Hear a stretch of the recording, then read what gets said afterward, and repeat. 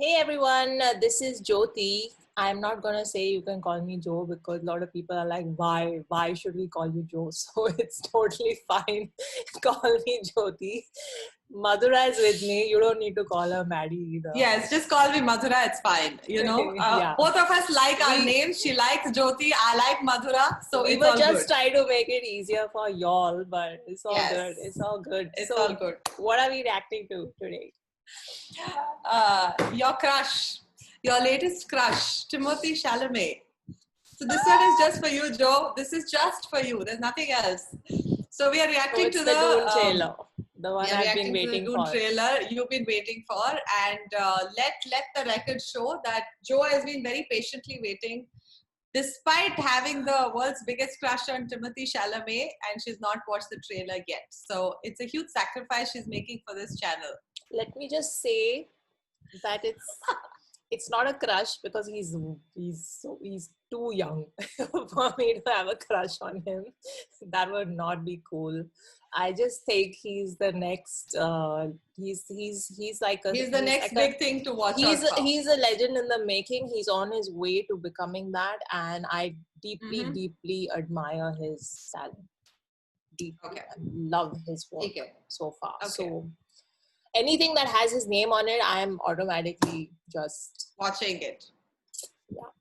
Because he's going to excel. Doesn't matter if the film flops. Doesn't matter if the story. He's going to excel in whatever he's doing.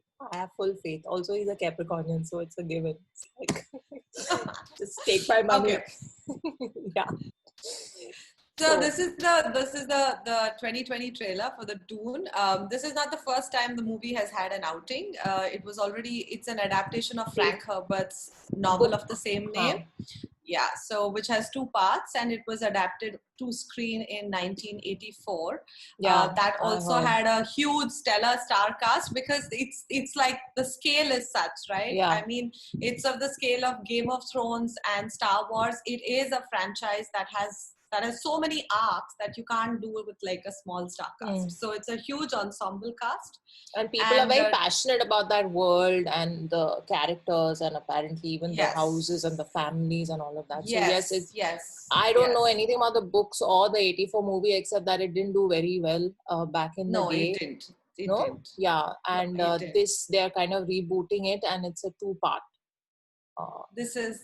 This one is also a 2-part, because the book is a 2-part, and then there were 5 sequels to it, and then there were 3 prequels to it. So, the whole thing is about 10 to 12 books if you want to read and get into each one of the families, how the families came up to be, how the worlds came to be. It's a very fascinating So it's a very detailed universe and it's a very detailed with sci-fi and all of it, and it's very interesting because some of the worlds, if you read the book, even though he wrote it in 1965, now when you read it, you'll feel like, oh, he called it. The book it's kind of a lot of science fiction that actually gets what is reality now.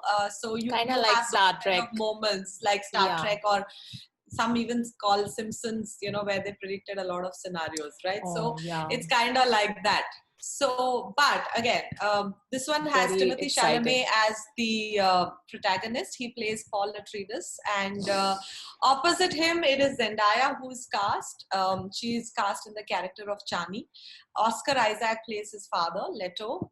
Again, it's a huge star cast. Jason Momoa is in this. Jason Momoa is also in this.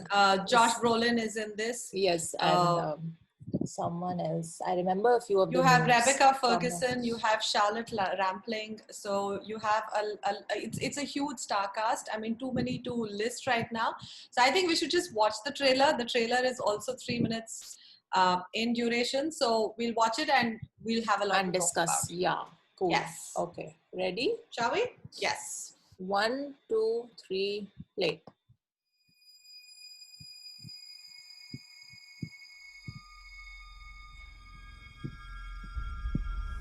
There's something happening to me.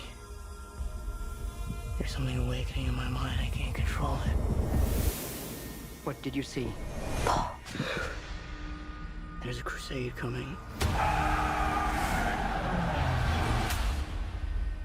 Do you often dream things that happen just as you dreamed them?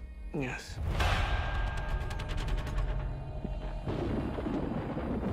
The test is simple. Remove your hand from the box, and you die. What's in the box? Pain. You inherit too much power. You have proven you can rule yourself. Now you must learn to rule others. Something none of your ancestors learned. My father rules an entire planet. He's losing it. He's getting a richer one. He'll lose that one too.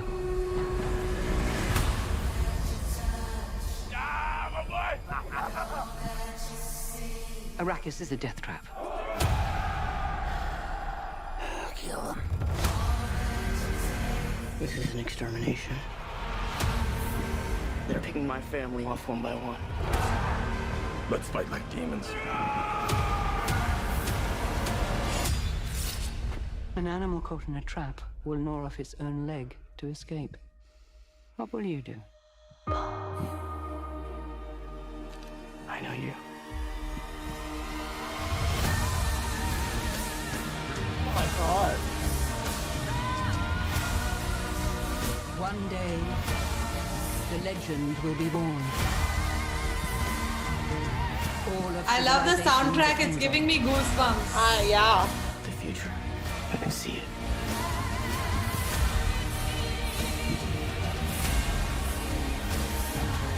I must not fear.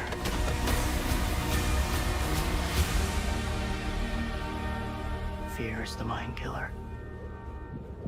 My Lord Duke. Where the fear is gone, only I will remain.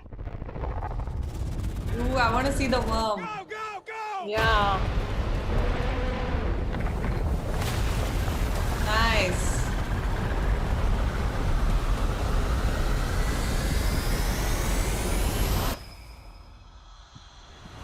Oh my god. Yes, lovely. Very, very nice. Very, very nice. I've read the books. I think I've read 7 or 8 out of the 10. And the trailer brings the books to life. It's very difficult to do with a sci-fi franchise. It's very difficult and the trailer does it. Arrakis is exactly how you imagine. The worms are exactly how you imagine. Well done. I mean, this is my immediate reaction. I don't think you've seen me excited about a trailer this much. Still have goosebumps. I still have goosebumps. Oh my god. Oh my god. This, like, as a franchise or as a world, this has, I'm not even going to compare because I don't think that'll be justice to this. But in terms of proportion, it has potential to reach Star Wars, Star Trek, Star Yes. Wars, Game of Thrones proportions. Yes. Even for people like me who've never read the books or watched the older film or know much about the world. I just know the basic superficial stuff. But oh my god! And the thing is, so okay, first you go. No, you go. Then I will save my nerdy bits for the last because you haven't read the book, so I don't want to start geeking out on it. So my thing is, and this is as a complete ignorant person, when you are watching a sci-fi film, it's not necessarily the VFX or the fight scenes or all of that pull you in. Like, I love that in Star Wars, but that's not why I go to watch those films. I go for the story, I go for the characters, I go for the plot, and I go for the the values of the families and the story. So in this you can see all of that, because like a Game of Thrones pulls us in because it's about honor, integrity, and house valor, and all those values that basically make you wanna, like, even Avatar for that matter, it was a complete sci-fi futuristic non-existent world, but because the characters and their connection and to the writing, world, right? and the writing, it's about the relationships and the history, the legacies of the houses or the families, and what they're fighting for, the values that they're upholding, and of course the other things which the sci-fi bits, of course, in the story, which, why are they on that planet? Why is it a death mission? Why is that family being targeted? Who is, like, you could see Jason Momoa is teaching him how to fight. So that whole teacher, that guru student relationship thing will be a big thing in the film, you can tell. And just the actors who are in this. I'm sold. I'm sold. I want to dive straight into this world. It's actually made me want to, and I've been thinking about it ever since I heard that it's going to be adapted on screen again, and this time it's going to be Denis Villeneuve. That's how you say, right? It's Villeneuve. He's the guy who made what was that movie, which was a remake of the Harrison Ford film, Blade Runner. Yeah. So the 2046, which is with Ryan Gosling, he made the sequel. Yeah, it didn't do well though, right? It didn't do well, but he kind of did justice to the original. Like, you kind of need to get into it, because he creates this whole world, and it's a future dystopia, all of that. So he can do scale. So when I read he was going to do it, I've been thinking about, I should go back and pick up the last book where I left. I should finish the whole franchise, and now I'm really tempted to go back and dig into it. And because when I was reading up about the trailer, I was like, oh yeah, I remember this character. I've forgotten about this. Because I did all of these back to back, there was like, I think 12 or 18 months where I was just going from one Dune book to the other. So it was all so fresh in my mind. Nice. If only I could read like that now. I have such serious ADD. But yeah. I think I will pick those books up now, because one, I love getting lost in the world of a book. And this world now is just, after watching this trailer, I'm just fascinated. Like, I think from like the second minute till the end of the trailer, I had goosebumps. And for long after the trailer ended also, they were not going. You just get I don't know how to explain it. But correct. So Timothée Chalamet plays Paul Atreides. He is from the family house of Atreides. So actually his family lives on a water planet. So the planet that his father was ruling, and then that's where you hear in the trailer, now he's being given another one. And he's lost that planet. And he's going to lose. Yeah. So he loses that planet. And just like you have this Imperial Council, right? Like of the galaxies in Star Wars, there is also something like that, because the story picks up from a point where Earth as we know it has been destroyed.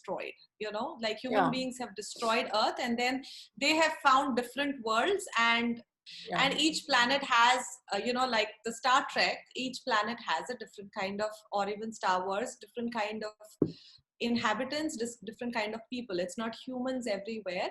And Arrakis is the desert planet. It's the planet where there's no water. And Jason, so Paul and his family are sent there. He's seen as the chosen one, that he's supposed to unify everybody, and that's what they identify him as, the chosen one. It's an epic story that kind of unfolds, and Paul is at the center of it all. Arrakis has melange that is highly valued. It's also something that gives people visions, and the worms are there wherever you have the melange.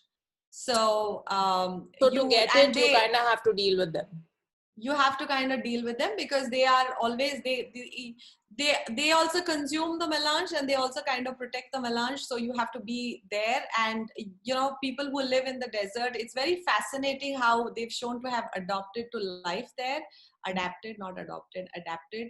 Because for them, water is very precious. So they all wear these tilt suits. They have those, like those, you see those tubes in their nose, because they don't want to even lose water while they're breathing, and they have some fascinating rituals, and you have to walk a certain way in the desert so that the worm doesn't detect you, so it's very, very fascinating how each one of these worlds have been set up, and I think from the first look of the trailer, he's done a great job of bringing that to life. There are very few trailers you read a franchise and say they've done justice to it, and I'm very excited by the Dune. And I'm also glad they're making it in 2020, because if you see the 1984, the technology is much better now to get them all right.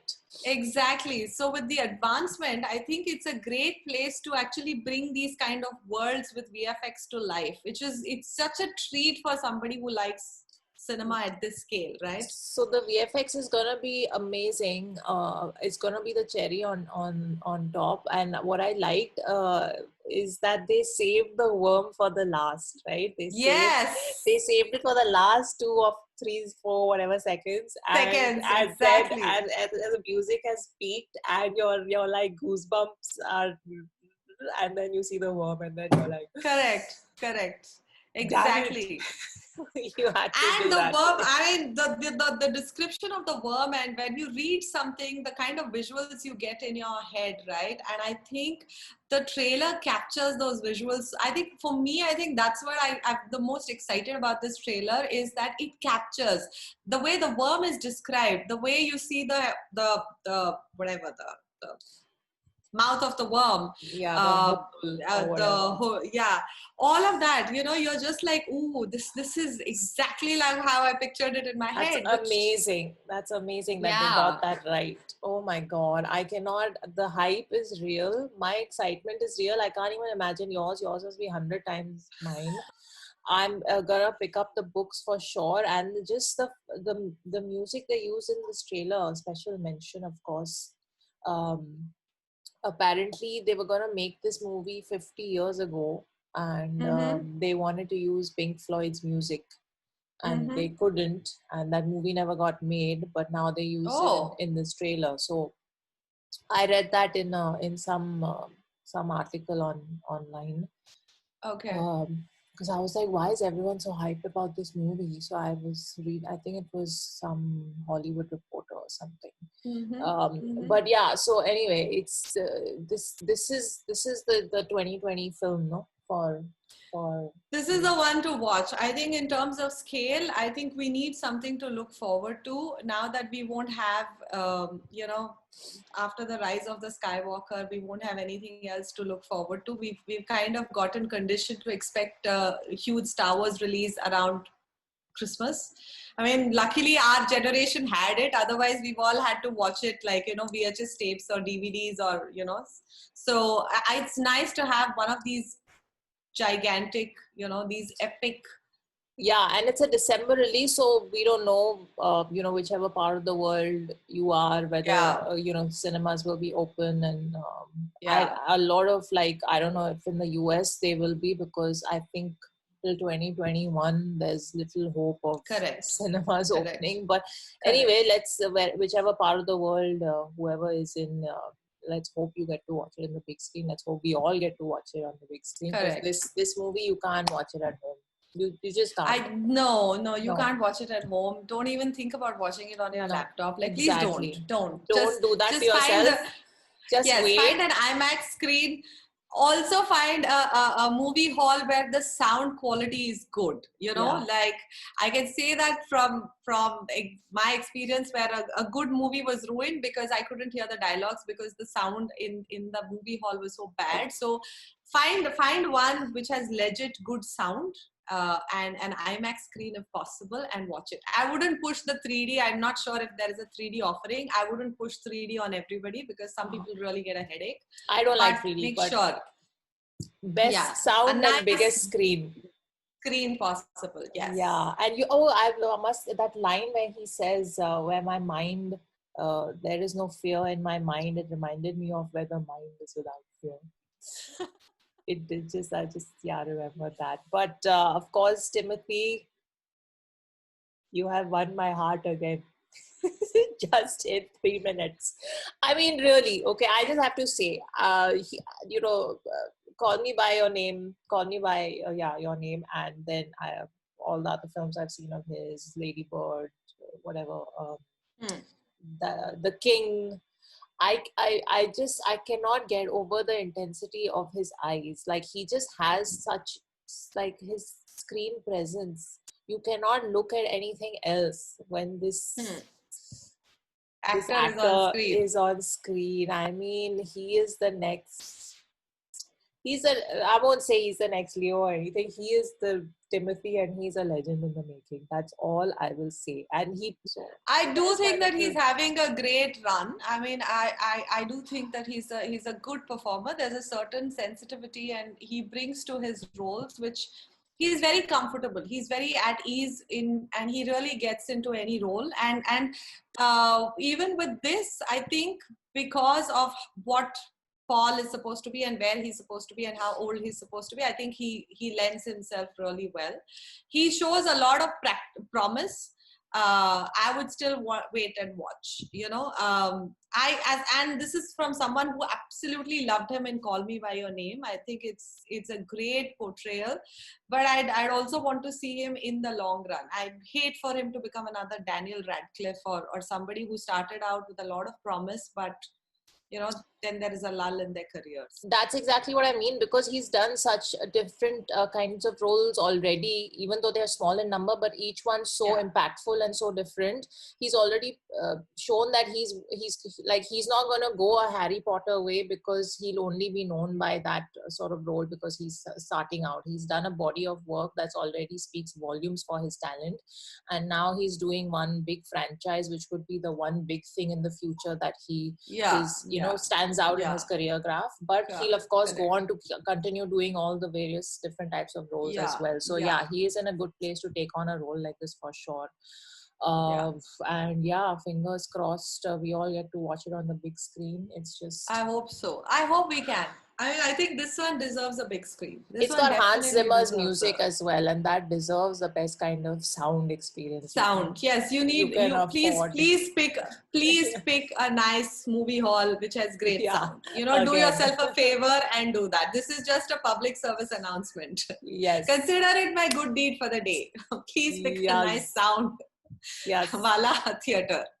And I'm gonna pick up the books before this releases. So yes. On that note, we have gone on and on. See you in the next one. This is one of our longest discussions. It is one of our longest discussions. Yes, it's a record. Anything for Timothée, right? And anything for Dune. Anything for Dune for you, for me. Timothée. Anything for Timothée for you. Chalo. Okay, we'll see you in the next one. Bye. Oh, tell us in the comment what you like the most, what you're looking forward to the most, if you've read the books, and what you have to say about this trailer. Would love to hear from you. Okay, Tara. Bye.